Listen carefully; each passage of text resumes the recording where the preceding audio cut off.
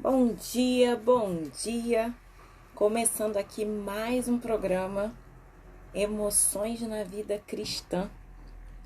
E eu quero te lembrar que estamos ao vivo no YouTube, no Facebook, no Instagram e na Rádio 102.5, onde nós falamos nas quartas e sextas-feiras às 8h05 da manhã sobre emoções e emoções, como aplicá-la no nosso dia a dia.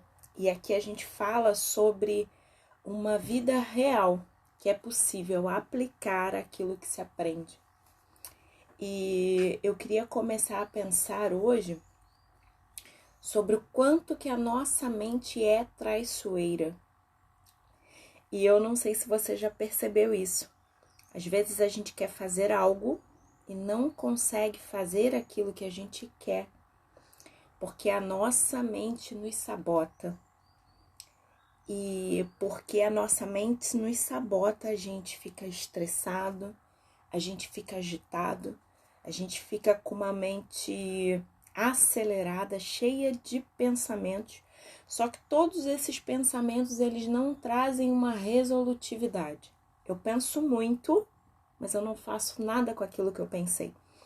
Eu penso muito, mas eu penso tanto que isso me paralisa, me congela no mesmo lugar. Eu não sei se você já passou por isso. E se você passou por isso, bem-vindo ao mundo real. Esse é o mundo dos humanos. Os humanos, eles pensam, eles projetam coisas, eles querem alcançar objetivo. Só que sem uma organização no nosso pensamento, a gente fica parado no mesmo lugar. E para a gente melhorar em algumas áreas da nossa vida, nós temos que pensar que nós não somos um robô. Junto com os pensamentos, nós temos as nossas emoções. E emoções, que é o nome do nosso programa, Emoções aplicado à vida cristã, Emoções na Vida Cristã, é que isso vai fazer com que eu consiga me organizar. A gente vai falar muito sobre emoções, afinal de contas, esse é o nome do nosso programa. E eu quero falar que não vale a pena viver uma vida na qual eu anule as emoções do meu dia a dia. As emoções é como se fosse um freio para que minha vida seja possível. Sem as emoções, nós seríamos robôs. Robôs que não sentem nada, que não percebem o perigo, que não se protege de situação desafiadora. E o que eu quero dizer para você é que o ser humano, ele não vive na dor. Nós não conseguimos viver na dor.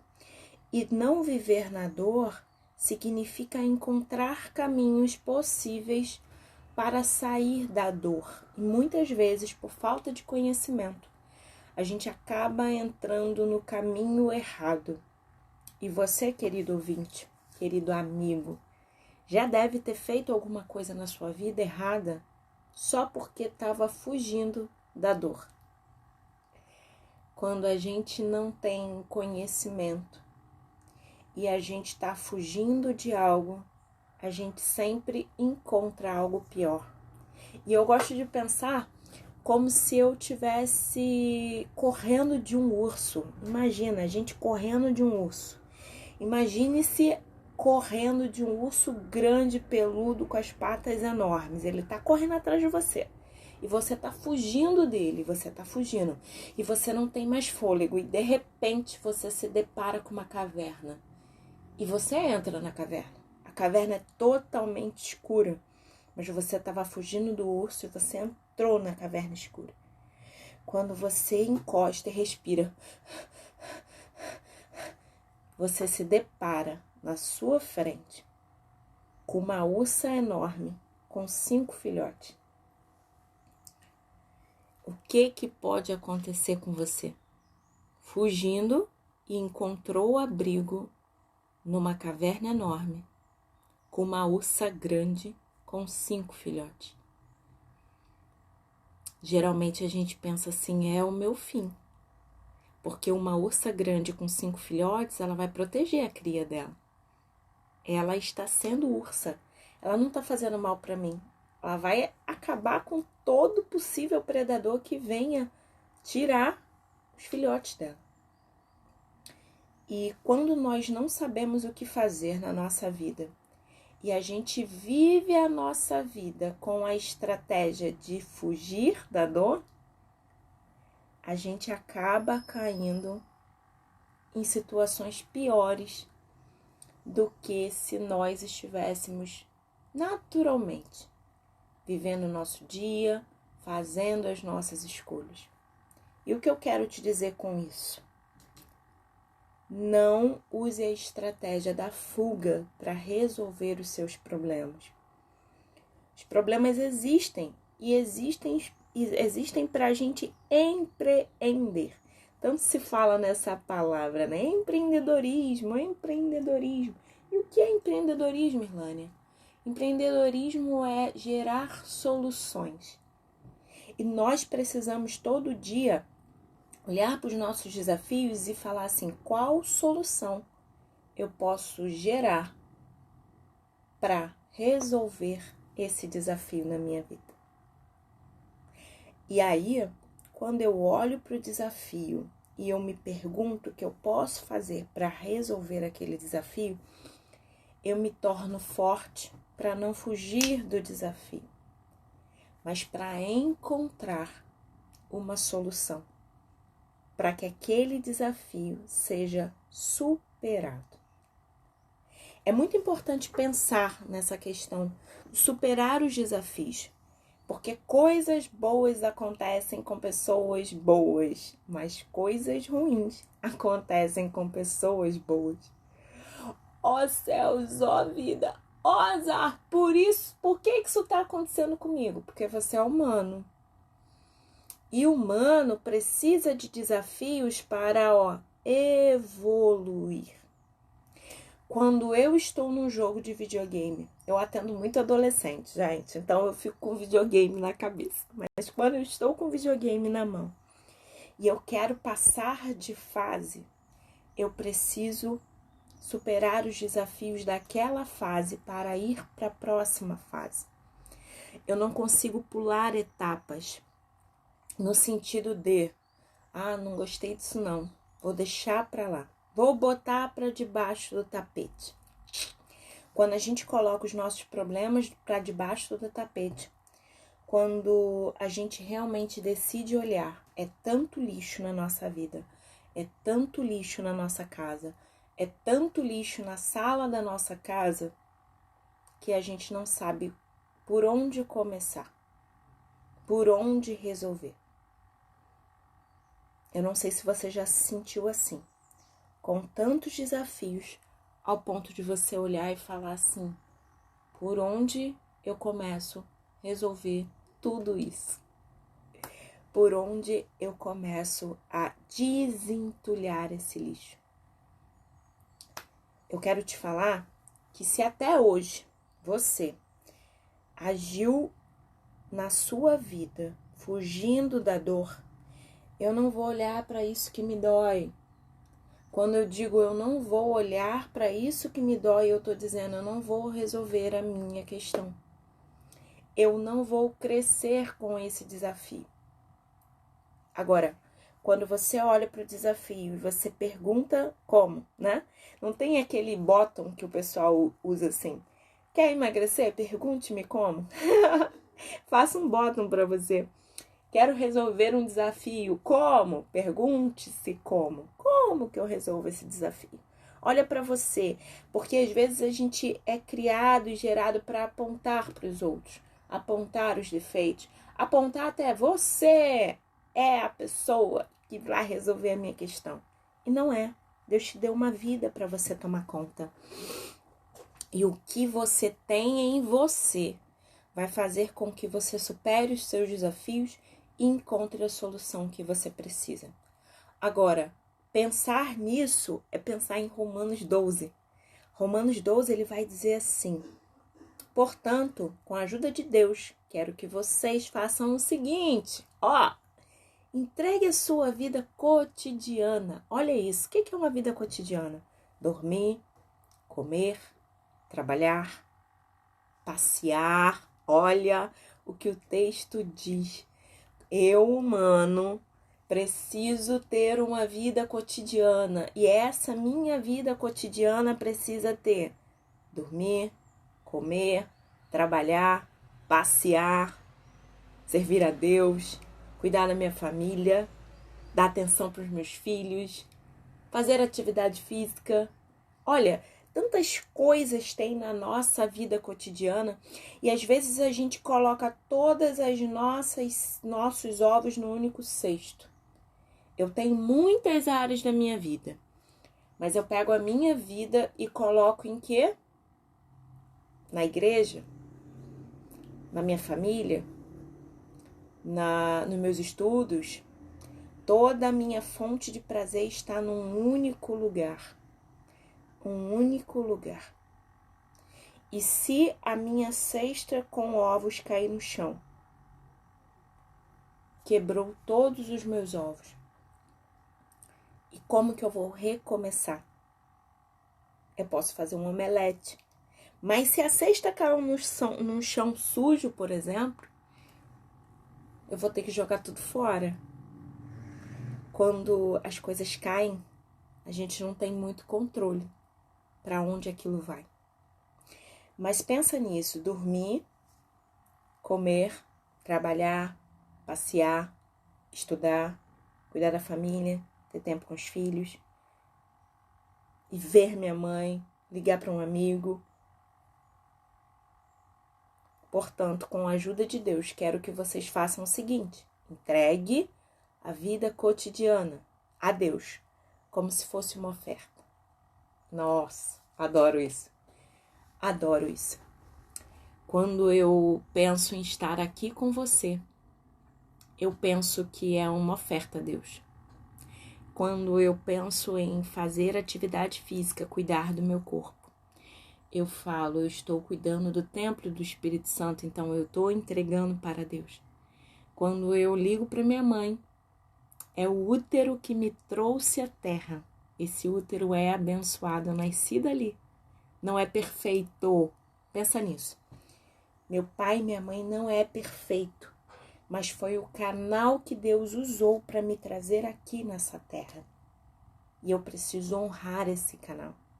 Eu preciso honrar essa mulher e esse homem que são os meus pais. Então, quando eu tento ir para a minha vida falando mal daqueles que me geraram, o que eu estou fazendo com a minha vida? Se eu falo mal do meu início, o que eu estou fazendo com a minha vida? Volto a dizer, não foram perfeitos, mas foram o canal que Deus utilizou para eu estar aqui. E quando eu penso em passar de fase, é evoluir e crescer. E eu não vou ser feliz na próxima fase se eu não acertar todas as etapas da fase anterior. Às vezes a gente vai para um casamento falando, meus pais não sabem ser casados, meus pais não foram os bons pais, eu não quero ser como os meus pais. Lembra da ursa? Que eu tô fugindo do urso, fugindo do urso. E não vi onde entrei. Quando me dei conta, era uma caverna com uma ursa maior, com 5 ursinhos. E ela vai matar todo predador que for perigo para os filhotes dela. Então, não faça suas escolhas fugindo da sua dor. Cure a sua dor. Entenda, e eu gosto de pensar nisso, tá? Porque eu, Irlânia, não consigo ensinar nada que eu não busco aplicar na minha vida. E volto a dizer, não sou perfeita, estou em processo, mas eu não desisti de crescer e evoluir. E eu quero que você também não desista de crescer e evoluir. Dedique tempo a você, não a fugir da dor, mas encontrar prazer em meio à dor. Quando eu olho para minha família de origem, eu vejo tantas fendas, tantas coisas que eu não gostaria de repetir, mas isso não me dá o direito de criticar as escolhas de lá. Eles fizeram as escolhas deles. E qual escolha que eu vou fazer a partir de agora? Qual escolha que eu vou fazer para estar aqui agora? E outra coisa que eu gostaria de falar com você é que, às vezes, deixa eu pegar uma folha aqui. Eu te pergunto assim, o que você tá vendo aqui? E aí, talvez alguém vai falar assim pra mim, eu vejo um ponto preto na folha. E geralmente, quando eu faço essa pergunta, o que você vê aqui? As pessoas me falam assim, é um ponto preto. Só que o que tem em toda essa folha? Nós tendemos a focar nossa vida no negativo. E o que tem a ver isso, Alane, com fugir da dor? Eu tenho uma folha inteira branca, mas quando eu pergunto para a pessoa que tem aqui, ela fala, é um ponto preto. E será que desse ponto preto eu posso fazer uma flor? Ó, não sou boa desenhista, não. Posso fazer uma flor? Desse ponto preto, eu poderia fazer uma estrela. Desse ponto preto, eu poderia fazer uma borboleta. Desse ponto preto, eu poderia ver uma semente. E a Bíblia fala que se eu tiver a fé do tamanho de um grão de mostarda, um pontinho menor do que esse ponto preto, eu vou dizer a este monte, saia daí e vai para lá. E não duvidando no meu coração, ele vai fazer. Só que pensar sobre isso é, tem um monte ali, eu vou pegar aquele monte e vou... Tá, a Bíblia deu um exemplo para a gente entender o que ele estava querendo dizer. Se não tem fundamento, se não tem utilidade, eu posso falar para qualquer monte sair do lugar e ele não vai sair. Por quê? Porque não tem utilidade. Para que eu vou pedir para o monte sair de um lugar ao outro? Aquele momento dessa metáfora, dessa analogia que estava sendo usado, era a utilidade. A nossa fé, ela precisa ser intencional. No sentido de, Irlânia, eu me formei numa profissão e agora eu preciso de cliente. Deus sabe o esforço que você fez. Você está se preparando, porque uma profissão não é um lugar a chegar. Uma profissão é um lugar a se melhorar, a se lapidar. Então, quando eu me formei em médico, agora eu sou médico, e cruzar o braço para ser médico, o que você vai conquistar na sua vida? Nada. Quando eu cheguei à profissão de ser médico, eu preciso me especializar. Agora eu quero ser cardiologista, eu quero ser endocrinologista, eu vou cuidar das veias, então eu vou ser angiologista. O que eu vou ser? Só que aí, ok, Irlânia, eu fiz a especialização, agora eu já sou angiologista. E você não vai a nenhum congresso? E você não vai ler nenhum artigo novo? E você não vai se especializar nas doenças que estão surgindo? Isso também fala da nossa família.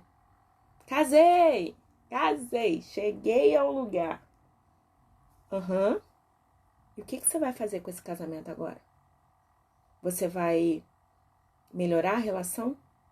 Você vai agendar uma viagem? Você vai fazer um curso para casais? Você vai ler um livro em família? Você vai fazer culto no lar? O que você vai fazer para tornar a sua família melhor? Não se trata de um ponto a chegar, se trata de um caminho a construir. Então, o meu casamento é um caminho a construir. A minha profissão é um caminho a construir. A minha vida, a minha mente, é um caminho a construir. E nós que estudamos a mente, a gente trabalha a questão do real e do imaginário. Se eu contei a história do urso, do fugir do urso, do começo, eu já contei 2 vezes aqui, e você conseguiu visualizar, e você se imaginou correndo do urso, se imaginou entrando na caverna, se imaginou, você visualizou, porque o nosso cérebro, ele processa imagens. Quando eu falo assim, não pense num Fusca rosa, o que você vai fazer? Você vai pensar no Fusca rosa. E o não você não consegue visualizar, a não ser que você veja N-A-O-T-U. Você imagine um painel com a palavra não escrita. Mas num contexto geral, você não consegue visualizar a palavra não. Por isso que às vezes a gente tem problema com as crianças. Não mete a mão na tomada. A criança vai lá, a mão na tomada. Falei para não meter o dedo na tomada, mas a criança só vê a tomada. O não, ela não consegue processar. Então, talvez a gente tenha que falar assim, meu filho, sai daí, vem brincar com este brinquedo. Lembra que eu falei que às vezes a gente vai para uma vida, para um casamento, para uma família, para uma profissão, falando, eu não quero viver o que os meus pais viveram, eu não quero, ou não, hein? Olha a sentença, eu vou viver o que os meus pais viveram, eu vou trabalhar num trabalho ruim, eu não quero um chefe que grita comigo. Você vai ter um chefe que grita com você. Por quê? Porque a declaração que sai da nossa boca, ela está relacionada com o que eu consigo visualizar. E como eu não visualizo e lascou tudo.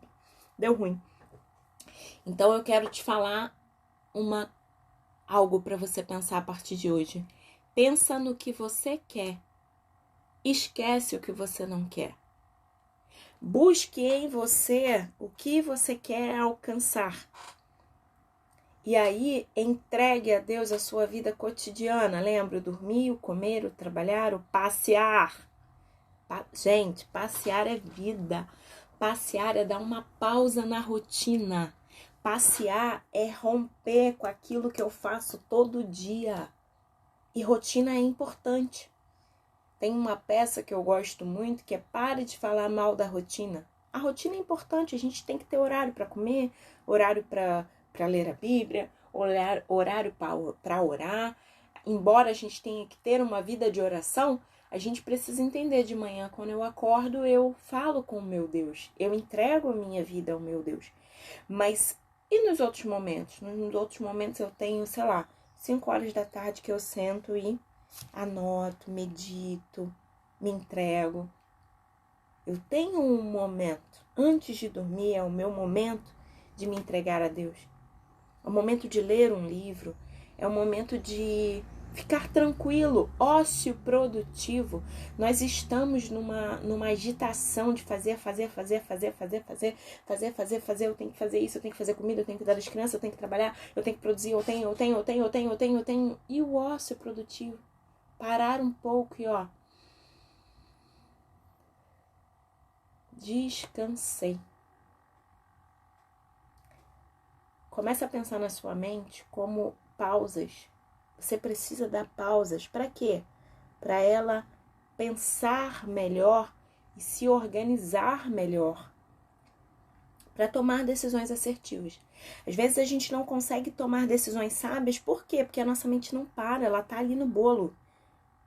E aí, muitas vezes, eu confundo o que é real do que é imaginário.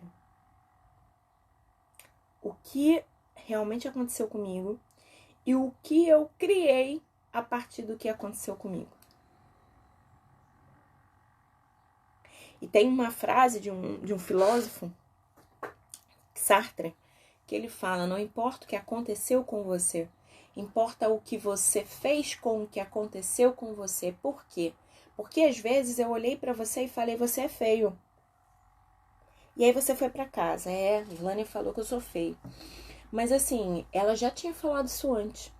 Ela olhou em tal momento e franziu a testa. Realmente, ela já pensava que eu era feio. Pensa comigo. O que eu falei foi: você é feio. E tudo que você trouxe à sua mente, tudo que você construiu com essa frase, não está comigo. Está com você. E geralmente quando a gente se ofende é porque a gente encontra uma verdade dentro de nós. Tem uma verdade sobre aquilo que disseram de nós. Então, se eu me acho feia e alguém virar pra mim e falar: Irlânia, você é feia, eu vou pra casa e falar assim: realmente, eu sou feia. Fulana falou a verdade, fulana tem razão. Porque eu sou feia. Eu tô falando isso numa situação desse jeito. Mas existem pessoas que não saem de casa hoje porque alguém disse um dia que ela era feia. E aquilo se tornou uma verdade tão grande para ela que ela fica no quarto, que ela não faz videochamada, que ela não se permite viver porque ela paralisou na dor, numa palavra. Agora, a palavra ela só é real se aquilo já for uma verdade para você. Pensa nisso. O quanto que as palavras são reais para mim. Então, o nosso cérebro ele não distingue o que é real do que é imaginário. Se eu acredito que é, é. Tem um Provérbios 23:7, diz: assim como tu pensa, tu és. Como tu pensa, tu és. Então, se eu penso que a vida não é boa para mim, que eu sou feio, que eu não sou feliz, que a minha família... aquilo acaba se tornando uma sentença na minha vida. Por quê? Porque assim como eu penso, eu sou. E o nosso cérebro busca coerência. O nosso cérebro não quer ficar brigando com a gente. O nosso cérebro pensa assim: a minha família é ruim. Aí tudo que eu vou olhar é ruim mesmo. Isso aqui é ruim, tá vendo? Meu filho só deixa a louça na pia. Minha família é ruim. Olha, eu fui pôr a garrafa na geladeira, tá vazio. Realmente, a minha família é ruim. Ai, meu marido não deu descarga. A minha família é ruim. E aí a gente começa a olhar pro que é ruim para nutrir em nós que a nossa família é ruim. Só que, olha aqui. Portanto, com a ajuda de Deus, quero que façam o seguinte: entreguem a vida cotidiana, dormir, comer, passear, trabalhar, estar com a família, a Deus como uma oferta. E a gente fala tanto de culto, né? Culto, vamos lá na igreja, levanta a mão, tá tudo lindo. Eu amo culto, tá, gente? A pessoa, com bom e com suave é que os irmãos vivam em união. Eu vou na casa do meu pai, alegrei-me quando me disseram vamos na casa do Senhor. Eu amo culto.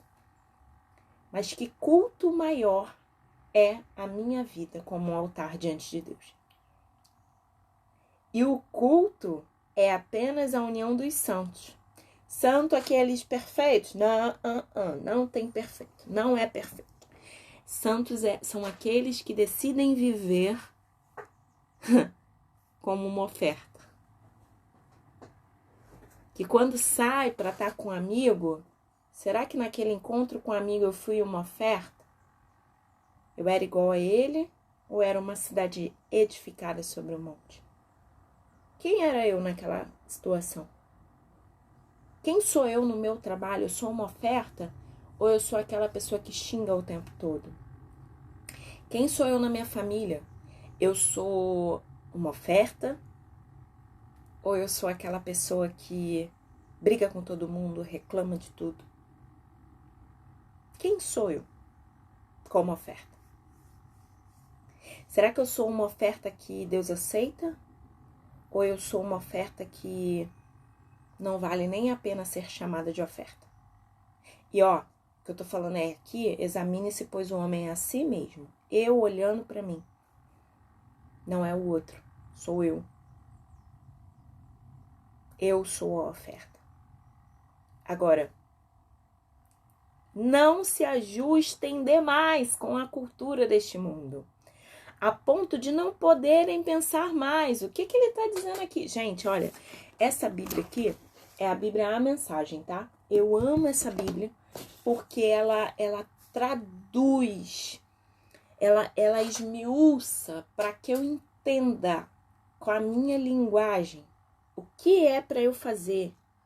Olha que lindo! Não se ajustem demais com a cultura, a ponto de não poderem pensar mais. Olha, não seja igual.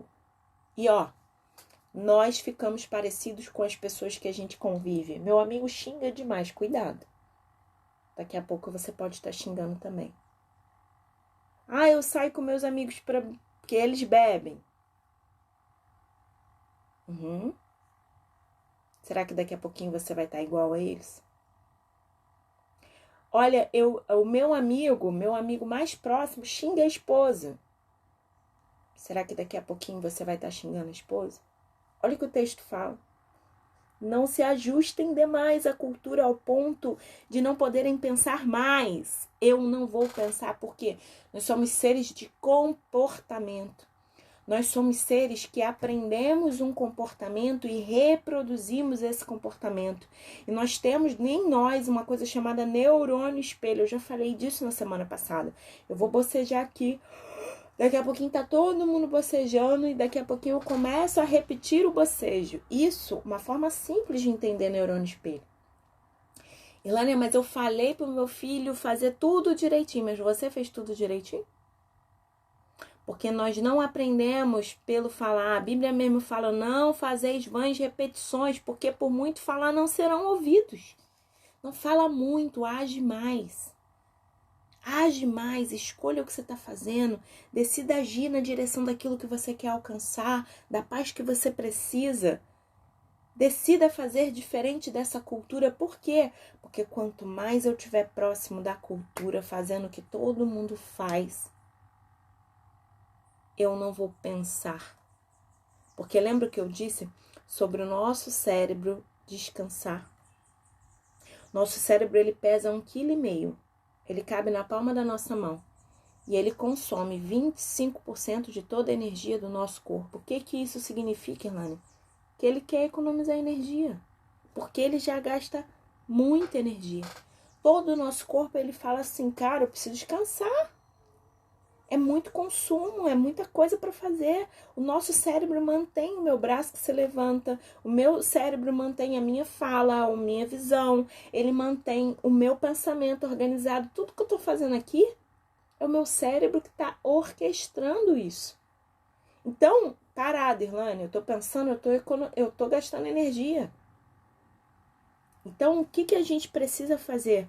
A gente precisa ir para onde a gente quer, para a gente não ficar igual aquilo que a gente não quer.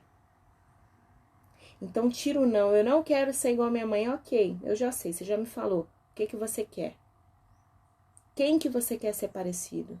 Quais são as ações que você precisa fazer para ser aquilo que você quer alcançar? Qual o caminho que você deseja construir para ser aquilo que você quer ser?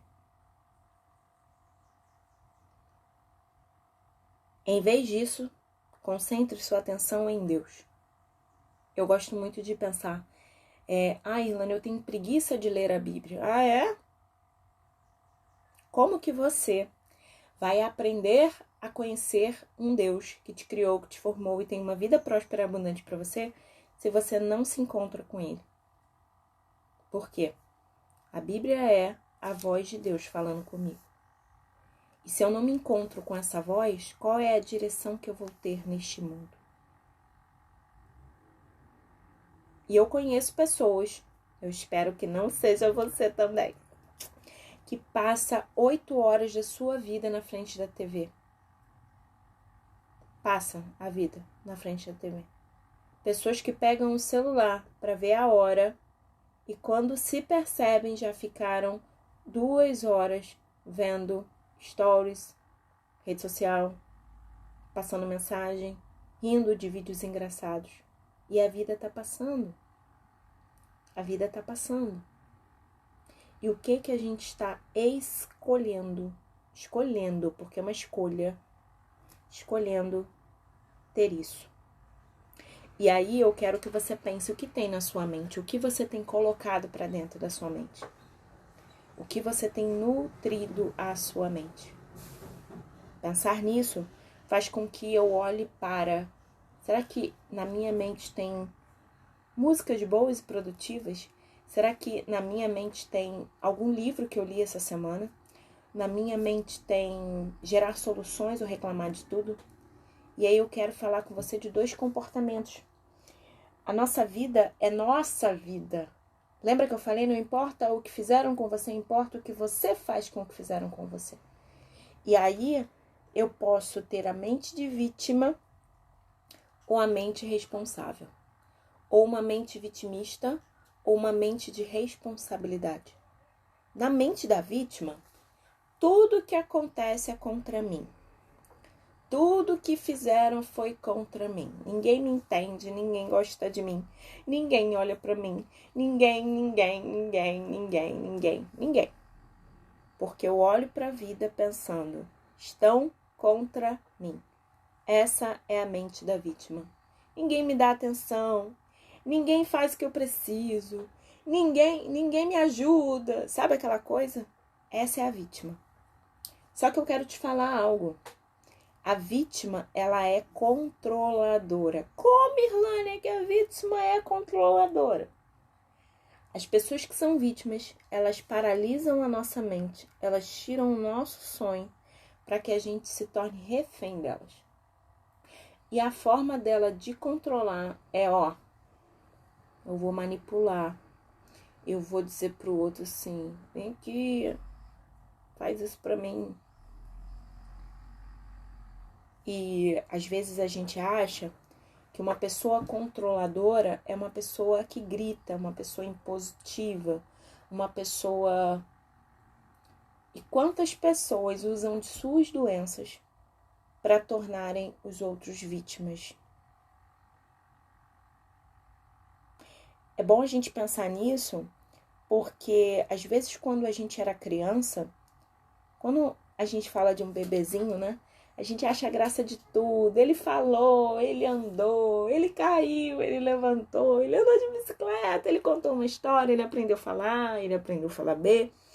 Depois de um tempo, 4, 5, 6 anos, a criança começa a perder a graça para a família, porque não é novidade, já é mais ou menos aquilo ali, acontece, não aprende tanta coisa, tá ali naquela vida. E a criança para de ter toda aquela atenção que ela tinha antes. E aí, o que ela começa a fazer? Ela fica buscando atenção, porque ela precisa, nós precisamos de atenção. E aí, ela percebe que um dia, de repente, ela teve uma febre. E ela não foi para a escola, a mãe não foi trabalhar e ficou cuidando dela. E preste atenção nisso. Não estou falando que a criança é má não, tá? Eu estou falando que esses comportamentos, às vezes, a gente utiliza até hoje, tá? Então, naquele momento que eu percebi que eu ficando doente, eu tive uma atenção, eu começo a adoecer para ter atenção. Eu tenho uma dor de cabeça. Outro dia, uma cliente minha disse que a filha estava com cólica na garganta. Mãe, eu não quero ir para a escola não, porque eu tô com cólica na garganta.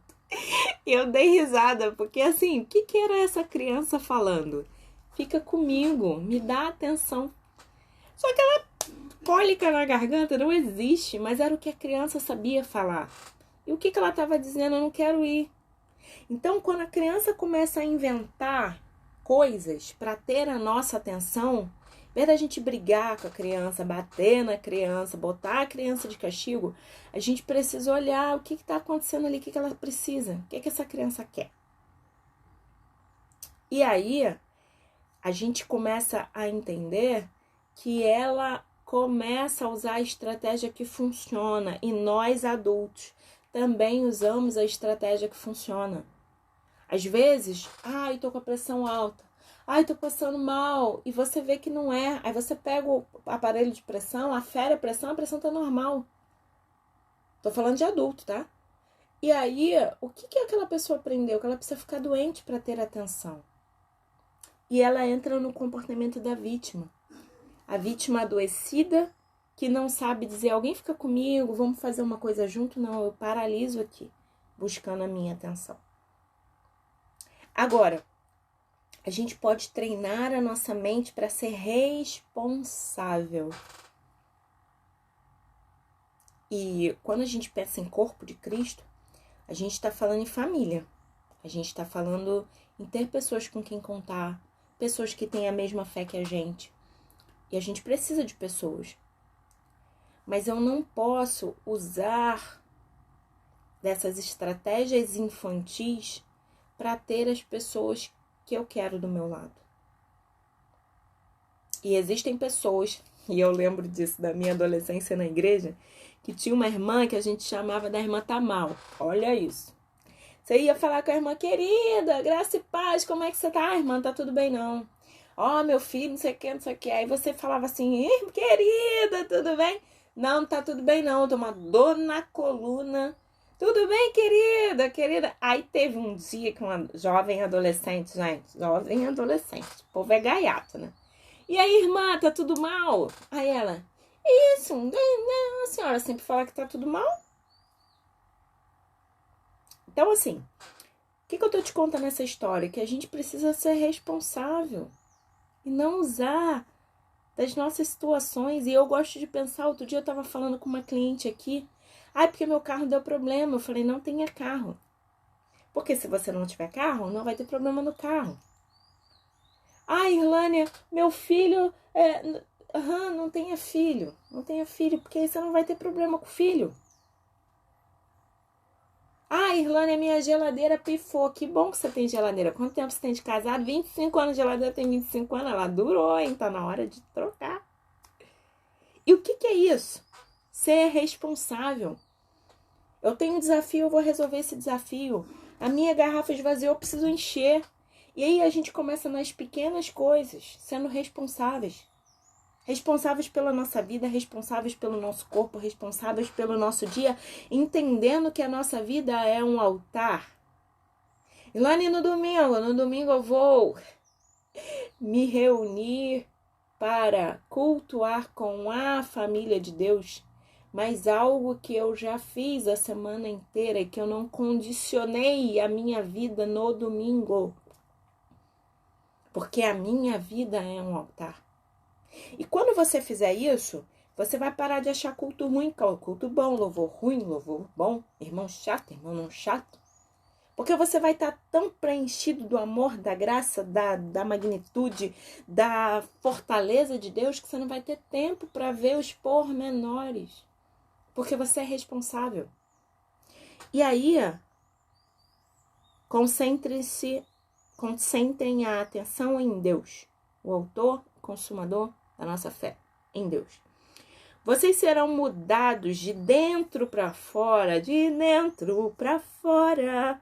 Vem reinar em mim, de dentro para fora, de dentro para fora, de dentro para fora. A mudança não começa aqui fora, porque eu posso botar uma maquiagem linda, um vestido ok, um blazer maravilhoso e ir dentro.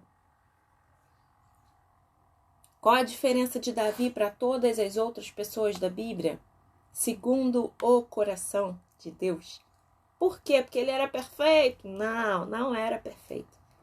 Porque ele se humilhava, se quebrantava e decidia recomeçar do ponto zero. Do ponto zero. Errei, fiz tudo errado, não estava bom, mas eu vou recomeçar. Então, Davi, ele recomeçava, mudado de dentro para fora.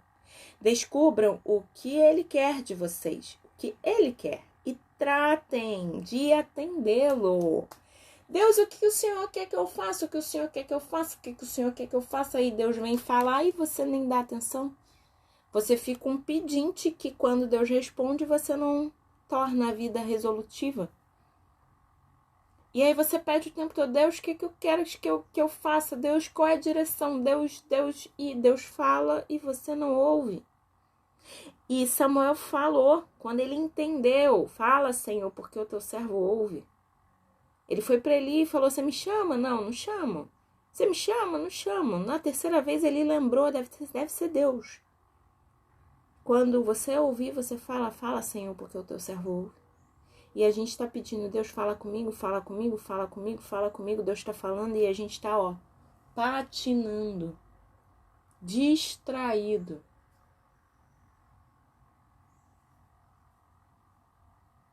Diferencie da cultura dominante. Qual é a cultura dominante? O mundo já no maligno. Essa é a cultura dominante do maligno. Senhor, mas vem sarar a terra. Não, Deus quer sarar você, para você sarar a terra. Deus quer sarar o seu coração, para que você dê sabor à terra, para que você salgue o alimento, para que você dê o tempero. E tratem de atendê-lo. Diferencie da cultura dominante, que sempre os arrasta para baixo. Essa cultura aí, elas, ao nível de imaturidade. Deus extrai o melhor de vocês e desenvolve em vocês uma verdadeira maturidade. A estatura de varão perfeito, com maturidade, sendo responsável, entendendo que a vida é difícil. E eu ouvi uma vez isso. A vida é mole para quem é mole. E aí, você é mole? Porque eu desde criança sei que eu não sou mole não. Assim, mole no sentido de ser fraginho, ser vitimazinha, querer a atenção de todos pra mim. Querer que todo mundo faça o que eu quero. Faz o que eu quero. Não, não é isso. Não. Seja responsável. Tenha uma vida de oferta. Seja a oferta da vida. E transforme a sua mente. Para que nesse transformar a mente, você entenda qual seja a boa, agradável e perfeita vontade de Deus. Que é o que Ele tem para mim e para você. Boa, perfeita e agradável. Diferente do mundo. Diferente de uma cultura que nos arraste para baixo. Mas uma cultura que nos eleve. Nos eleve a quê? A sermos mais parecidos com Jesus. A todo momento, o plano de Deus é nos fazer parecidos com Jesus. E uma característica de Jesus é a alegria. Lani, alegria em meio a esse caos aí é alegria em meio ao caos. Porque se não tiver caos, você não precisa da alegria. Tá tudo bem. Então, seja um culto a Deus. Entregue a sua vida cotidiana ao Senhor. Nutra a sua mente. E quando você for dormir, comer, trabalhar, passear, estar em família, que você seja a oferta para Deus. Para que a glória dele te preencha. E na falta, Irlane, na falta ele vai ser o que você precisa para continuar a sua jornada. E aí eu quero te dizer que às quartas e sextas nós estaremos aqui às 8h05 da manhã, falando sobre emoções na vida cristã. E essa live também está acontecendo no YouTube, no Facebook, na Rádio Clarim 102.5, na Rádio Estilos 102.5. E você pode nos seguir nos canais, trazer dúvidas. Dúvidas para quê? Para a gente responder, para a gente tirar as nossas dúvidas. A gente tem uma dúvida, mas vamos entender esse encontro aqui como um discipulado que vai falar de emoções na vida cristã. E eu quero contar com você todas as quartas e sextas para a gente aprender, crescer, aplicar e se tornar a oferta que Deus vai receber. E eu quero te desejar uma ótima semana. Até sexta-feira, e sexta nós falamos sobre temas relacionados à família. Então eu conto com você na sexta-feira para o nosso encontro. Um beijo no coração, Deus abençoe e até. Beijo!